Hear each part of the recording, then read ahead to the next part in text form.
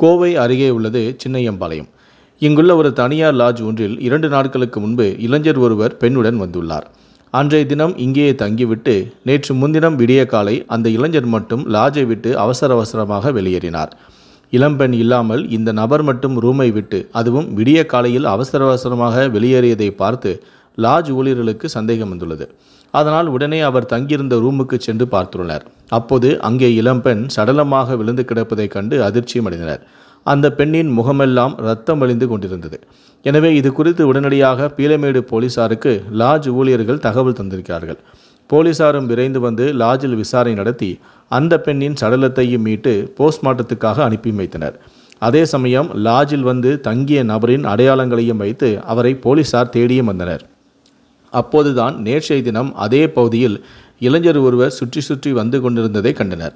எனவே சந்தேகத்தின் பேரில் அவரை அழைத்து விசாரணை மேற்கொண்ட போது அவர்தான் லாட்ஜில் பெண்ணை கொன்றவர் என்பதும் தெரிய வந்தது. இதையடுத்து அவர் போலீசில் வாக்குமூலம் தந்திருக்கிறார். இந்த இளைஞர் சின்னையம்பாளையம் ஆர்ஜி புத்தூரை சேர்ந்தவராம்.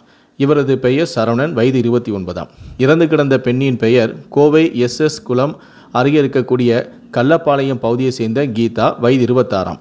அவினாசி ரோட்டில் இவர் ஜிம் ட்ரெயினராக வேலை பார்த்து வருகிறாராம். கீதாவும் சரவணனும் தீவிரமாக காதலித்திருக்கிறார்கள். இவர்களின் காதலை குடும்பத்தினர் ஏற்கவில்லையாம்.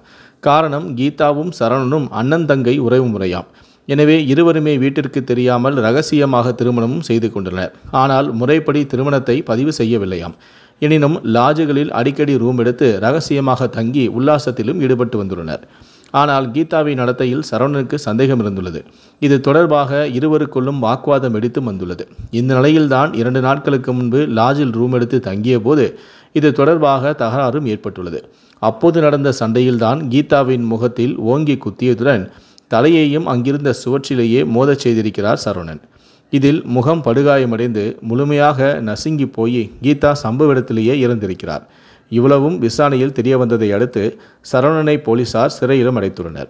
பெண்ணை கொலை செய்த மறுநாளே இளைஞர் கைதாகியிருப்பது கோவையில் தற்போது பெரும் பரபரப்பையும் அதிர்ச்சியையும் ஏற்படுத்தியுள்ளது.